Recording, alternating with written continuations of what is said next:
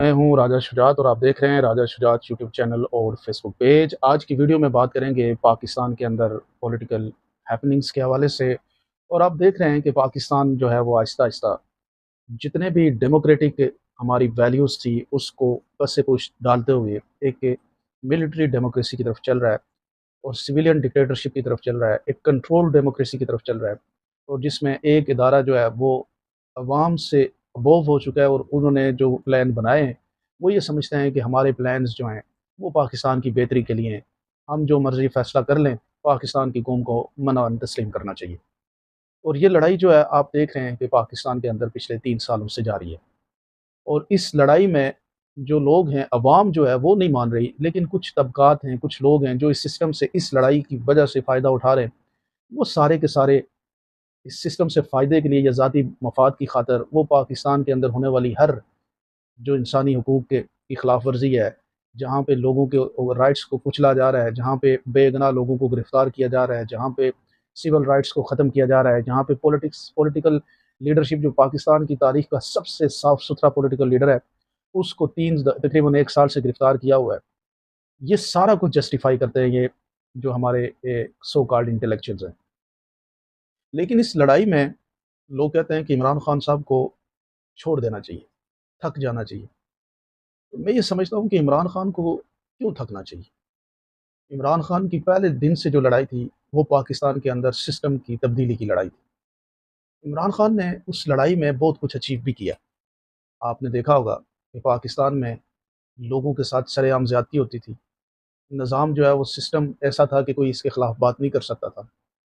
Controlled ہو چکا تھا، corruption بے پناہ تھی۔ تو عمران خان کی پالیٹکس میں آنے کی وجہ سے کرپشن کو ایکسپوز کیا گیا، لوگ ڈرنا شروع ہو گئے، جہازوں کے ڈیلے ہونے پہ عوام آوازیں بلند کرنا شروع ہو گئی، ایئرپورٹ کے اندر لائن توڑنے پہ لوگ سیخوا ہو گئے، لوگوں نے کوشچن کرنے شروع کیے۔ یہ خان صاحب کی پالیٹکس کے جو بینیفٹس ہیں اس میں سب سے پہلا بینیفٹ یہی ہے کہ لوگوں نے سوالات اٹھانے شروع کیے، لوگوں نے ڈرنا چھوڑ دیا، لوگوں نے کوشچن اٹھانے شروع کیے، اور یہ کہا کہ جتنے بھی پولیٹیکل ادارے ہیں یہ ہماری جو ہے وہ ہمارے سرو کرنے کے لیے، نہ کہ ہمارے اوپر حکمرانی کرنے کے لیے۔ اس کے بعد خان صاحب کی جو لڑائی تھی وہ پاکستان کے اندر 60 سالہ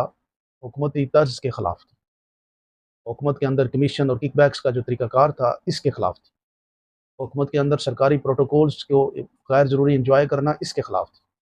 ایم پی ایز اور ایم این ایز پولیس والوں کو جا کے سرے عام تھپڑ مارتے تھے، اس کے خلاف تھی،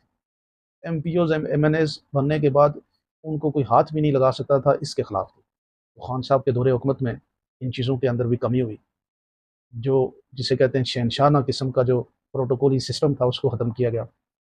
M P As M N As کو بالکل اس طرح بنا دیا گیا جس طرح وہ عام آدمی ہے، پولیس کو یہ کہا گیا کہ آپ اپنے کام کریں، غیر ضروری مداخلت کسی صورت میں برداشت نہ کریں۔ تو یہ ایک پوری لانگ پروسیس لڑائی ہے جو خان صاحب لڑ۔ اب کچھ لوگ جب یہ ان سے کہتے ہیں کہ آپ اس لڑائی کو بند کر دیں، یہ لڑائی بند نہیں ہو سکتی۔ پاکستان کو اگر آگے بڑھنا ہے تو فیصلہ یہ کرنا پڑے گا کہ پاکستان کے بڑے فیصلے جو ہیں وہ چند ایک لوگ نہیں کریں گے بلکہ پاکستان کی عوام کرے گی، اور پاکستان کی عوام کیسے کرے گی؟ ووٹ کے تھرو کرے گی۔ آپ دیکھیں کہ ووٹنگ سسٹم کو کنٹرول کرنے کے باوجود بھی پاکستان کی عوام نے اپنا غصہ دکھایا، اور اس رائے سے بالکل انکار کیا جو رائے پاکستانیوں کے اوپر تھوپنے کی کوشش کی جا رہی ہے۔ عوام کو مختلف طریقوں سے ڈاج کرنے کی کوشش کی گئی، لیکن عوام نے اس ڈاج کا بھی حل نکالا۔ تو میں یہ سمجھتا ہوں کہ جو لڑائی ابھی جاری ہے یہ شعور کی لڑائی ہے، اس میں یہ لڑنے والے یا اس لڑائی کو لڑنے والے سمجھ بیٹھے ہیں کہ شاید وہ کچھ لوگوں کو چپ کرا کے یہ لڑائی ختم کر دیں گے، یہ ختم نہیں ہوگی، یہ شعور کی سوچ کی لڑائی ہے، اور یہ سوچ اب پروان چڑھ چکی ہے کہ آپ ہر چیز میں بے جا مداخلت جب کرتے ہیں تو پاکستان کے لوگ آپ سے مطمئن نہیں ہیں، پاکستان کے لوگ کوشچن اٹھاتے ہیں،